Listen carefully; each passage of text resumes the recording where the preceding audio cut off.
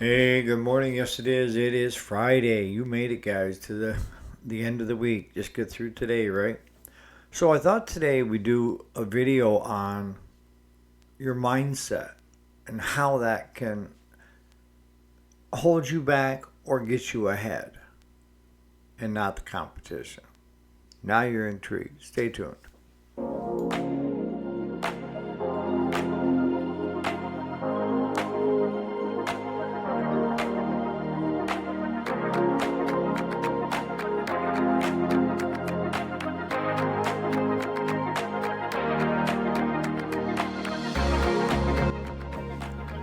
Alrighty, welcome back to the channel. My name is Eric, if you didn't already know it. And yes, this is the weekday, Monday through Friday. Today is Friday, August 8th of 2025.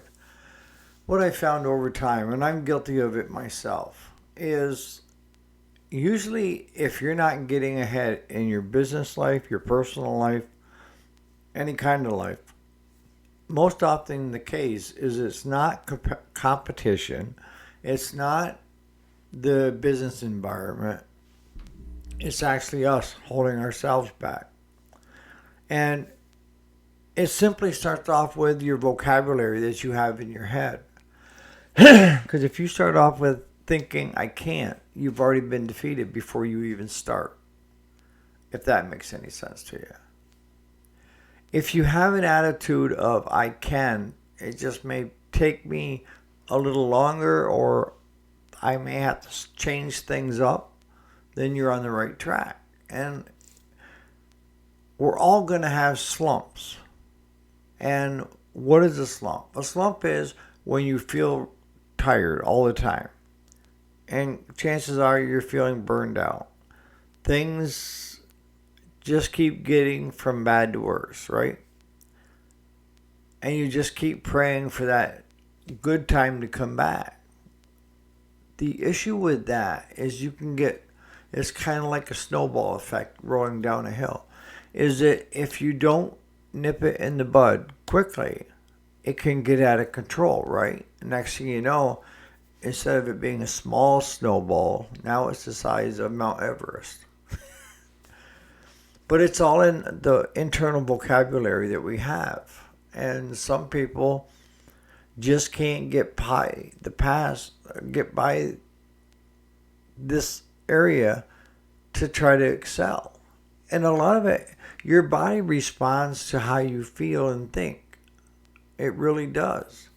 And if you get on the I can't, then you're destined to failure right off the bat because your body and your mind are not working together.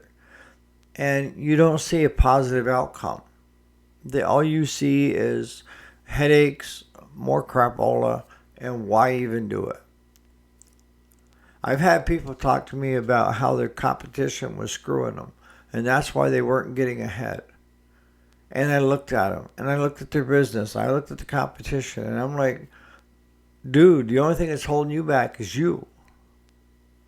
It is. I mean, if you're not willing to put in the time and the effort, then why do it at all? And that's where you see successful people, whether it's in their business life or their personal life. It's their attitude going forward. It's always the I can. It may not be I can in a certain direction, but it's always I can looking for a detour around the roadblock or a bridge washed out. Whatever it is it helps up here. How do we combat that? It starts by changing your vocabulary. I can't, I wouldn't, all these negative connotations all set you up for failure.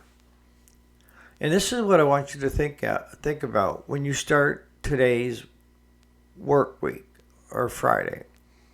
Or you can do it tomorrow. But why put off tomorrow what you can do today? Is change what you're trying to accomplish to I can. I will. I know I can. Those will get the mind and the body to start working together. And sometimes, it's some of the best mechanics I've seen out there know when to walk away, go do something else, and then come back to it once they're refreshed. Because a lot of times when you're looking at a problem and you can't see an answer, the mind and the body start saying, I can't. But the good mechanics will stop before they get to I can't and make it I won't for this minute and go work on something other than that. And if you've been in that situation before in your business and personal life, what ends up happening is the aha moment happens while you're over on the other piece of equipment. You're away from the issue so that you can get a fresh set of eyes on it again.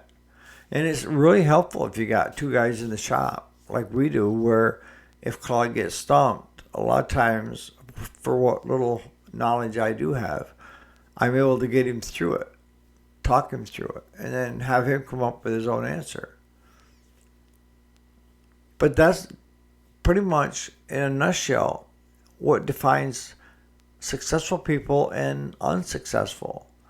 And it's just how they talk to themselves, how you talk to yourself inside your brain. I know it. People say it can't be that simple. It is. I took a 3 or 4 days off, and it was because I was at that point where I was feeling burned out. I started saying I can't a lot, which happens to the best of us. And things just weren't going our way. But looking back, things were going our way. We finished up the first cut yesterday of haying. And we only had one breakdown. And that was the bearing on the baler towards the end of yesterday. Started showing where it was getting hot and needs to be replaced. Last year, we had at least 10 to 12 breakdowns by now. And we fought tooth and nail to get through last year. This year, just as smooth as can be. And a lot of it is the attitude. The attitude of, let's get stuff fixed right. Let's, I can. And I will do this X, Y, and Z.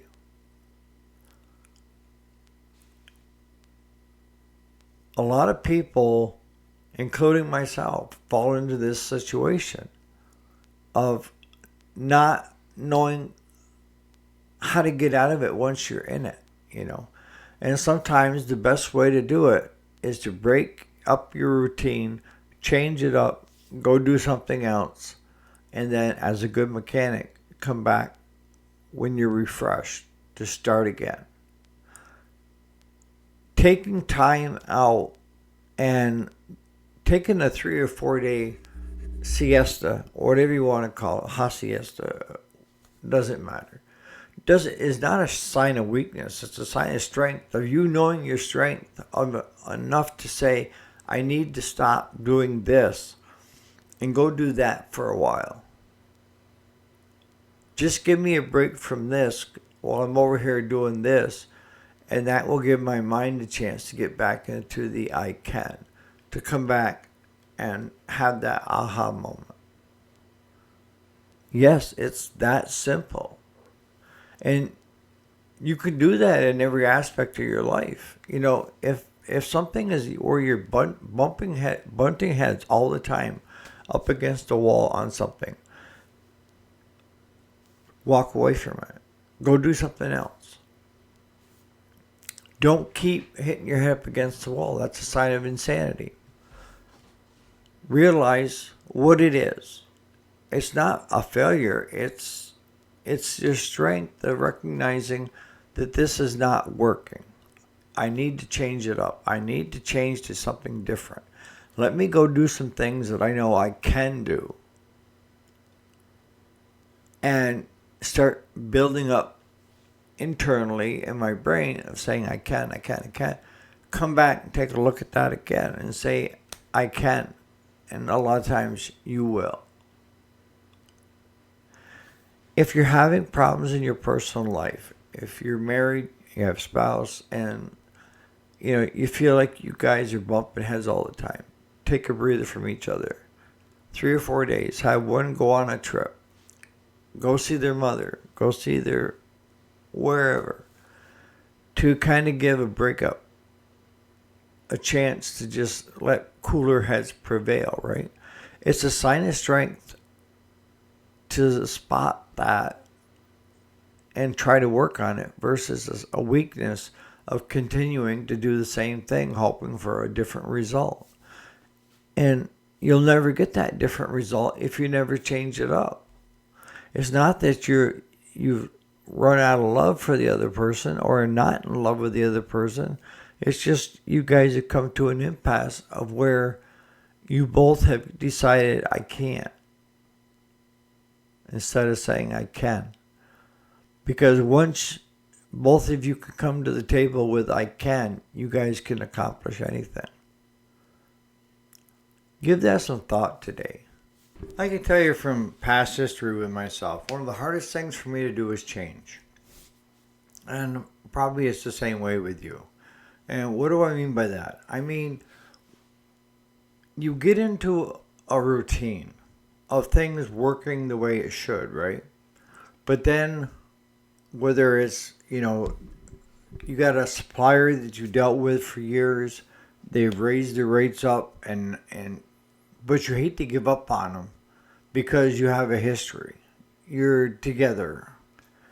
And one of the first things that I learned in business is business. Doesn't mean I like you or dislike you. It's I have to do what's best for my business. And if I have a supplier that is quite a bit higher than somewhere else that I can get it for, a lot of times I'll come at the supplier and say, this is what's going on.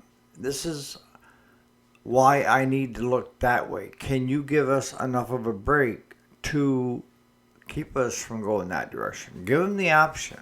Because a lot of times what I found is that there's a lot of wiggle room there that if you press the envelope. But if you don't and you just continue doing the same thing, you're going to find that you have less money to work with in the shop. It may be a way that you used to repair things all the time and now it's changed and you're still trying to do it the old way. But yet you've been shown how to do it a new way that takes half the time. You have to be willing and able to pivot to what's going to save you time and money in your shop. Things that used to be profitable that brought money in, like engine rebuilds, are no longer that biggest bang, right? So if you stayed with it and you're still trying to do engine rebuilds, you're not going to be making very much money, are you? But you have to be able to look at it and see, are we making money doing it? That's the key. Are we providing a service that's needed, and are we making money at it? That could be simply a tire machine. Do you really need a tire machine or not? If you're just basically doing it as a service to your customers and you're going backwards on it, why? That's the biggest question, is why? If it's doing the engine rebuilds versus going to Harbor Freight and getting a Predator engine, putting it on your customer's machine and billing for your time, then the old way does not work anymore, but the new way of I can find a new way to bring in the money. One thing I will tell you is that it's constantly changing and evolving. What worked yesterday may not work today.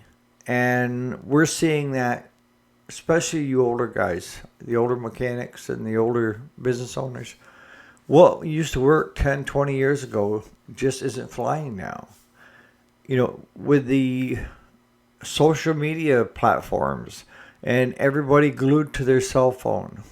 You know, to me anyways, I have in my house, I know I'm getting off on a tangent, but in my house at 3 o'clock, I don't, I put my phone on charge and I don't go to any of the computers and I just sit and watch some TV or do some other stuff around the house. But I take and shut technology down so that my brain has downtime before I go to bed. My son, I can use him as an example, is just the opposite. He has his phone plugged in to charge, but he's got it on the bedside stand when he goes to bed. That's the worst thing you can do. Because I don't care what's going on in the middle of the night, it's not going to change whether you get there or not until morning. It's not. If somebody passed away, then it's not going to change until tomorrow morning.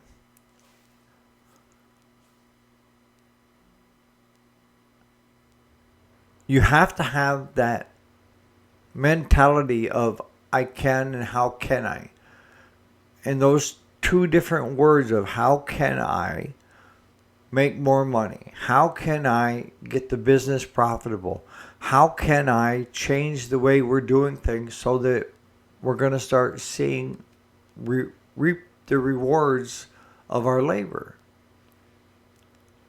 The people that you're working for when you're doing the work on their equipment and stuff, they have a job and they have to make money. And they're not there just to cover the gas to get there and back. They're looking for grocery money. They're looking for rent. They're looking for a bunch of other things that they're going to spend that money on that they earned.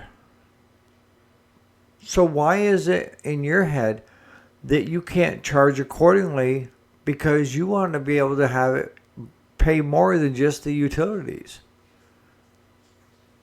It's your mentality. And people pick up on that too. You know, I see Claude a lot where he will, if we talk about doing something, he's like, nah. He's already under the mindset of I can't. And that's defeatism. You're done. Where I try to come at things saying, how do I get what I want by doing X, Y, and Z?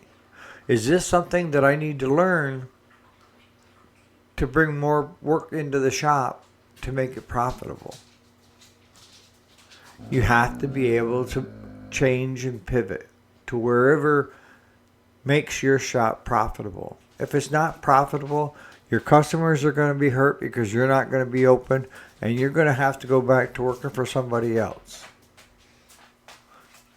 And I'll tell you, there's a lot of months that working for somebody else and then clocking out and not being my problem anymore until I come back the next morning is a nice feeling, and having weekends off and having 5 weeks vacation. That's what I had my last job. So think about that today. And you guys put in the comments other things that you guys do to keep you motivated and going in the forward momentum.